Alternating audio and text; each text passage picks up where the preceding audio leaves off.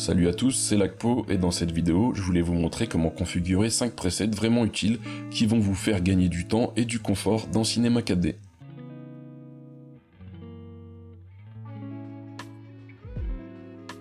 Donc le premier preset que je souhaitais vous montrer, qui est bien pratique, c'est un preset qui va me permettre de colorer les objets nuls pour pouvoir classer mes dossiers de manière beaucoup plus visuelle avec une petite couleur et un petit icône.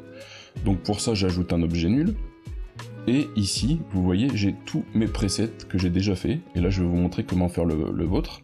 Donc de base vous arrivez ici, vous venez ici sur Basic, vous ouvrez les icônes Settings, et ici vous allez pouvoir mettre soit une image que vous stockez sur votre ordinateur, soit vous faites un Maj F12 et vous ouvrez le Command Manager. Ici, par exemple, moi je vais taper groupe, je vais pouvoir comme ça récupérer le groupe de MoGraph. Ici j'ai l'idée, je fais un clic droit, copier texte, et je viens le coller. J'appuie sur Entrée, et comme vous pouvez voir, ici, j'ai bien récupéré l'icône des groupes de MoGraph. Je peux ici faire un custom pour la couleur, et mettre la couleur que je souhaite. Vous voyez ? Moi, pour ce tutoriel et pour mes presets, j'ai préféré utiliser des icônes qui sont disponibles dans la librairie, ici dans Icône Preset. Sauf que on peut pas venir directement, vous voyez, glisser comme ça l'icône, et il n'y a pas d'ID directement disponible. Donc ici, vous avez une petite fonction qui s'appelle Load Preset, et là, vous allez pouvoir choisir, par exemple, là, moi j'ai pris les folders qui sont ici, et mettre la couleur que vous souhaitez, venir ici, enregistrer le preset, donc là, par exemple, je vais l'appeler Saumon, et voilà, j'ai bien le preset maintenant Saumon, donc je peux passer sur celui que je veux. Et là, tout simplement, vous ajoutez toutes les couleurs que vous souhaitez, vous les enregistrez avec le bon nom, et après, vous avez la possibilité de docker ça dans votre interface. Donc pour ça, toujours avec la commande Maj F12, vous faites un Edit Palette, une nouvelle palette, et là, vous allez pouvoir sélectionner tous vos icônes, enfin tous vos presets, pardon, les faire glisser dans cette nouvelle palette. Et vous voyez ici, maintenant, si je désactive le Edit Palette, je peux, à la volée, rajouter des dossiers de la couleur que je veux. Ça, vous allez pouvoir le docker directement dans votre interface. Et si vous voulez que ça prenne moins de place, vous cliquez droit, vous faites un Fold Palette, et maintenant, vous avez tout sur un bouton. Donc voilà, j'espère que ce preset vous aura plu, et vous pouvez maintenant créer vos propres presets, et pas forcément utiliser des icônes de dossier, mais utiliser tous les icônes que vous voulez, ou même ceux qui sont disponibles dans la bibliothèque.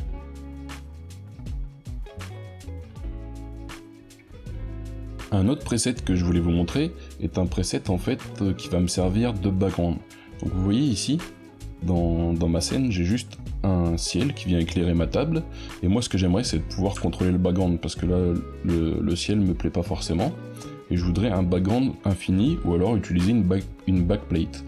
Donc vous savez, dans Cinema 4D par défaut en physical ou en standard, on a un objet background, mais dans Redshift, nous n'en avons pas. Par contre, on a la possibilité d'ajouter une DOM light, comme ici, et de venir soit ajouter une backplate ici, et venir chercher une image, ou tout simplement régler la couleur qu'on souhaite.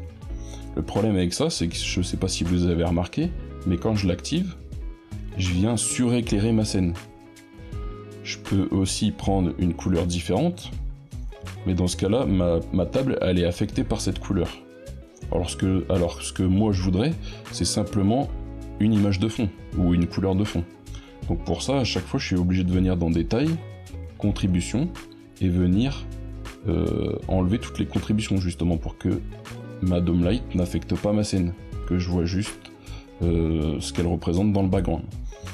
Donc ça m'embête de faire ça à chaque fois, donc je le fais juste une fois, et je viens l'enregistrer ici en preset, comme vous voyez, je l'ai fait ici. Et maintenant, je peux à chaque fois importer une DOM light, et juste venir changer soit la couleur, ou soit venir changer l'image de backplate que je pourrais venir comme ça faire glisser de ma bibliothèque.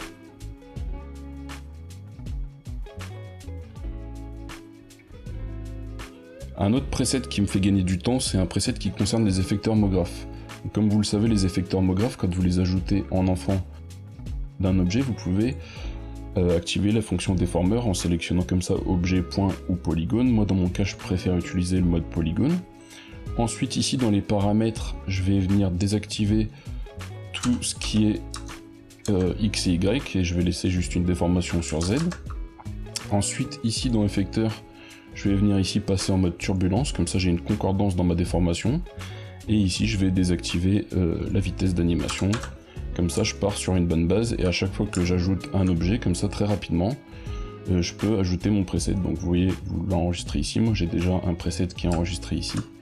Et vous voyez qu'en ajoutant ça directement en enfant et en venant utiliser mon preset, j'ai une déformation randomisée très rapide. Donc je le fais pareil sur le plane. Hop. Puisque sur le plane, ça me permet d'avoir un peu plus de flexibilité en venant ici travailler directement avec les fields. Donc vous voyez ici par exemple, je peux utiliser un field comme ça, ce qui va me faire monter ma géométrie juste ici, que je vais pouvoir coupler par exemple à un random. Voilà. Donc voilà pour ce preset, vous pouvez le faire pour tous les effecteurs que vous voulez utiliser en déformer.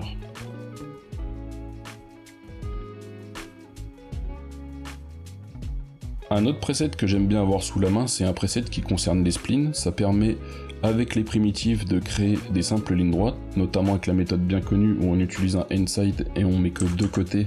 Comme ça, on a une simple ligne droite et on contrôle comme ça la distance avec le radius. Mais pour ça, je ferai pas forcément de preset puisqu'il n'y a qu'une manipulation. Par contre, j'aime bien utiliser aussi la méthode avec l'ellipse, la spirale. Et là, il y a un peu plus de manipulation, donc j'en fais toujours un petit preset comme ça.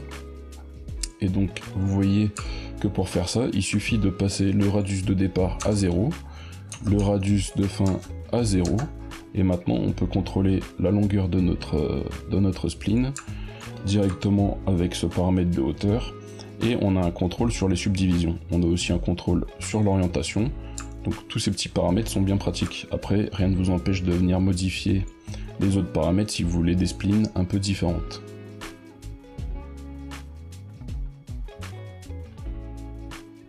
Et le dernier preset, c'est un classique, ça permet tout simplement de venir changer le comportement par défaut des objets texte, donc que ça soit l'objet texte extrudé, donc l'ancien homographe, ou l'objet texte spline. Je viens toujours mettre le comportement d'alignement au milieu, je prends une fonte un peu plus grasse, donc là je vais prendre la Roboto, ensuite j'augmente la profondeur d'extrusion, et j'enregistre ce preset par défaut. Donc pour l'enregistrer par défaut, je peux l'appeler myText et je viens cocher cette petite case, ce qui fait que maintenant à chaque fois que je vais ajouter un texte, il aura cette forme et ça me fait gagner pas mal de temps. Donc voilà, c'est fini pour cette vidéo, j'espère que ça vous aura plu. Si vous avez des questions, n'hésitez pas à mettre des commentaires ou à venir nous rejoindre sur Discord. Si vous avez aimé la vidéo, n'hésitez pas à mettre un like et on se retrouve très bientôt pour des prochaines vidéos. Allez, salut!